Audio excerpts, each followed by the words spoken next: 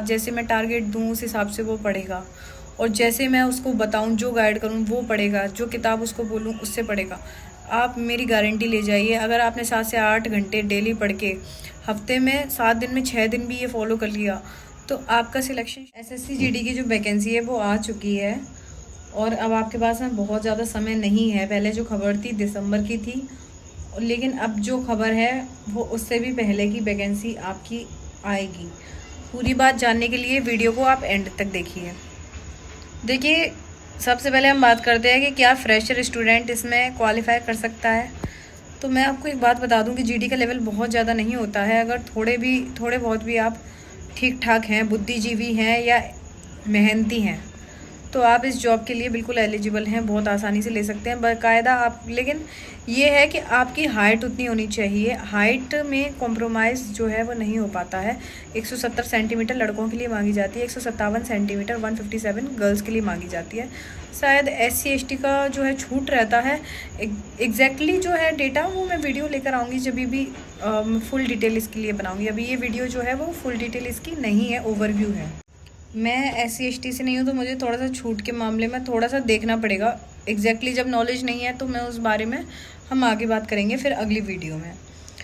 और हाइट के अलावा आपका फिजिकल ठीक ठाक होना चाहिए, आप मेडिकली फ़िट होने चाहिए। मतलब मेडिकल में आपको बहुत ज़्यादा प्रॉब्लम नहीं हो तभी आप जीडी की तैयारी करें। अगर कोई मेजर प्रॉब्लम है जो कि ठीक नहीं हो सकती, जैसे मान लीजिए कोई हैंडीकैप्ड है या फिर उसकी एक आँख ख़राब है या चश्मे का जो नंबर है, चश्मा बहुत ज़्यादा ही लगा हुआ है, नंबर थोड़ा बहुत होता है तो एक बार को चल भी जाता है। एक आई 6/6, दूसरी 6/9 तक चलती है। और अगर आप लेज़र करवा लेते हैं आँखों का ऑपरेशन तो भी चल जाता है, लेकिन वो 6 महीने पुराना होना चाहिए। इसके अलावा आप मेडिकली अगर अनफिट हैं तो फिर आप दूसरी भर्ती पे फोकस करना, क्योंकि समय बर्बाद करने से कोई फ़ायदा नहीं है। आप इसका सिलेबस पढ़ो, फिजिकल करो, सब चीज़ें, बाद में मेडिकल में दिक्कत आए तो आपको पता होना चाहिए। इसमें पता है एक अच्छी चीज़ क्या है जीडी में, कि आप अगर इंग्लिश वाले हैं तो भी आप इसमें फ़ाइट कर सकते हैं, हिंदी वाले हैं तो भी आप फ़ाइट कर सकते हैं। और आपकी अगर मतलब या तो इंग्लिश या हिंदी नॉर्मली बहुत ज़्यादा इशू नहीं होता है, या किसी को इंग्लिश आती है हिंदी आती है। इससे अच्छी चीज़ क्या है कि ये बहुत सारी लैंग्वेजेस में होता है, शायद 22 लैंग्वेज में होता है एग्ज़ाम। अगर आप मतलब मराठी बोलते हैं, लिखते हैं, तो आपका जो एग्ज़ाम कंडक्ट होगा वो मराठी लैंग्वेज में होगा। गुजराती बोलते हैं तो आपको ऐसा नहीं है कि इंग्लिश में या हिंदी में ही एग्ज़ाम देना पड़ेगा, गुजराती में आपका एग्ज़ाम होगा, जो आप सिलेक्ट करोगे उसमें होगा। इससे क्या होता है कि क्वेश्चन को पढ़ने में, सोचने में, समझने में ज़्यादा समय व्यर्थ नहीं होता है। थोड़ा सा इंग्लिश और हिंदी में अगर है, मान लो आप हिंदी भाषी क्षेत्र से नहीं हो फिर भी हिंदी में सवाल है, तो आपको सोचने समझने में थोड़ा सा दिमाग पे जोर देना पड़ेगा। तब आपको पहले तो वो लैंग्वेज समझनी पड़ेगी माइंड पे कि ये कहना क्या चाह रहा है। अपनी लैंग्वेज में होता है जल्दी हो जाता है। और कोई CBSE बोर्ड वाले बच्चे होते हैं उनको वो इंग्लिश में दे सकते हैं, अपना कोई दिक्कत नहीं है। क्योंकि मतलब एक चीज़ और है, एक फ़ायदा और है कि मान लो आपको इंग्लिश ग्रामर आती है या हिंदी ग्रामर आती है, एग्ज़ाम में छूट होती है। मैथ, रीजनिंग और GK ये आपको सभी को एक जैसा करना होता है, लेकिन जो लास्ट का सेक्शन होता है 20 क्वेश्चन का, उसमें आपके पास ऑप्शन होता है, आप या तो हिंदी कर सकते हो या तो इंग्लिश कर सकते हो। एक अच्छी चीज़ ये होती है कि आप देख भी सकते हो, आप इंग्लिश के क्वेश्चन देख सकते हो। अगर आपसे ज़्यादा क्वेश्चन वो बन रहे हैं और समझ में आ रहे हैं तो आप वो कर लो। अगर आपको लग रहा है कि इंग्लिश तो मुश्किल आई है इस सेट में, मतलब आपका जो एग्ज़ाम है उस शिफ्ट में, तो आप तुरंत के तुरंत हिंदी पे स्विच कर सकते हो। मतलब आप जिस भी सेक्शन में आंसर टिक लगाते जाओगे वो आपका माना जाएगा, और एक आपको छोड़ना पड़ता है, या तो इंग्लिश पे टिक लगा दो या हिंदी पे। और ऐसा नहीं कि आपको पहले से डिसाइड करना पड़े। जैसे मान लो ऐसा हुआ, मान लो कि आप जैसे बहुत सारे एग्ज़ाम होते हैं उसमें हमको पहले से डिसाइड करनी होती है कुछ चीज़ें। अब आपने मान लो इसमें कर दिया कि हम तो भाई हिंदी करेंगे, और वहाँ जाके आप हिंदी पे करे आए। जब आप बाहर निकल के आपने जब एनालिसिस देखे चीज़ों के, तब आपको पता चला कि ओहो हिंदी तो हार्ड थी, इंग्लिश आसान थी। इंग्लिश करते तो शायद आपका हो जाता। तो ये रिग्रेट भी नहीं होता, आपके सामने क्वेश्चन होते हैं, या तो इंग्लिश कर लो या तो हिंदी कर लो, जो आपको आ रहा है वो कर लो। तो ये अच्छी चीज़ है जीडी में। फिजिकल क्वालिफाइंग नेचर का होता है, बहुत ज़्यादा हार्ड नहीं होता। 1600 मीटर का होता है लड़कियों का 8.5 मिनट में, दिल्ली पुलिस में तो 8 मिनट देते हैं, जीडी में 8.5 है। और लड़कों का होता है 5 किलोमीटर 24 मिनट में। है ना। फिजिकल के लिए सबको एक बराबर रहता है, उसमें कोई छूट नहीं रहती। देखिए मैंने जो अभी जीडी वाली वैकेंसी के लिए जो डाला था कि आप सभी तैयारी कर लीजिए चालू, मैं उसके बाद में मैं बहुत अच्छा कंटेंट लेके आने वाली थी आपके लिए, लेकिन उस बीच मेरी थोड़ी सी तबीयत ख़राब हो गई और घर में एक थोड़ा छोटा सा फंक्शन भी था। अभी भी थोड़ी तबीयत ठीक नहीं है, बिल्कुल भी सुबह से हिम्मत नहीं हो रही थी वीडियो बनाने की, बट अभी जैसे तैसे करके दवाई खा के एक वीडियो मैं बना दूं और बता दूं, क्योंकि बहुत सारे लोगों के कमेंट्स आए थे उस वीडियो में कि आप टॉपिक वाइज बताओ, सब्जेक्ट वाइज बताओ। भाई सभी के लिए मैं वीडियो लेकर आने वाली हूँ, आप बिल्कुल भी चिंता नहीं करना। बस थोड़ी सी एक आध दिन में हेल्थ थोड़ी ठीक होने दो, हो सकता है कल से ही मैं स्टार्ट कर दूँ SSC GD के लिए।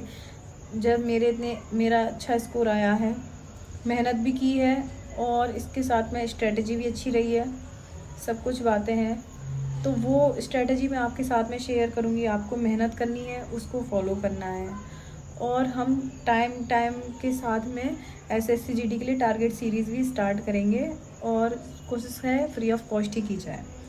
तो उसके लिए आपको मुझसे जुड़े रहना है। और SSC GD की वैकेंसी कब आ रही है, तो ये अभी एक न्यूज़पेपर में निकला है कि नवंबर में आपको 50,000 से ज़्यादा SSC GD की वैकेंसी देखने के लिए मिलेंगी। 50,000 एक बहुत बड़ी संख्या है, और GD की वैकेंसी अक्सर करके बढ़ती है बाद में। पहले वैकेंसी आती है, फॉर्म हो जाते हैं, एग्ज़ाम दे देते हैं बच्चे, उसके बाद में वैकेंसी बढ़ती है, कई बार ऐसा हुआ है।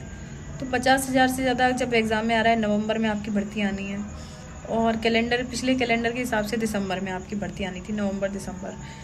अभी जो भी भर्तियाँ आई हैं, चाहे वो दिल्ली पुलिस HCM की हो, दिल्ली पुलिस AW TPO की हो, दिल्ली पुलिस की कांस्टेबल की हो, कोई भी भर्ती हो SSC की, उसी हिसाब से आ रही है जिस हिसाब से पहले आती थी। एग्ज़ाम कंडक्ट कौन करा रहा है, TCS या एडुकेटी, इससे फ़र्क नहीं पड़ता, लेकिन SSC ने जो एग्ज़ाम का जो टाइम टेबल डाला था उसी के अकॉर्डिंग वैकेंसी आ रही है।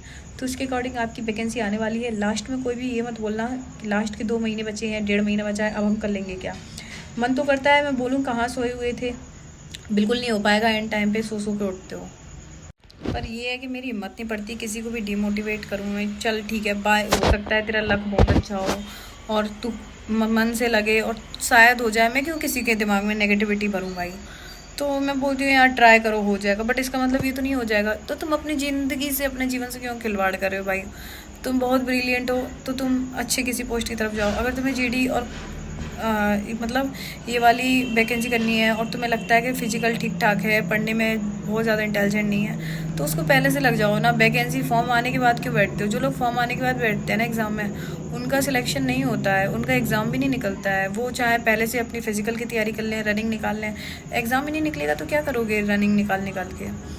और जितने मतलब आप ये मान लीजिए 70% बच्चे ऐसे हैं जो फॉर्म भरने के बाद में तैयारी चालू करते हैं और उससे कुछ नहीं होता, आंधी के आम होते हैं, कोई मतलब नहीं है, झड़ जाते हैं। ठीक है, सिलेक्शन भाई उसी का होगा जो पहले से तैयारी कर रहा होगा। आज से जो मेरे साथ जुड़ेगा उसका सिलेक्शन श्योर है।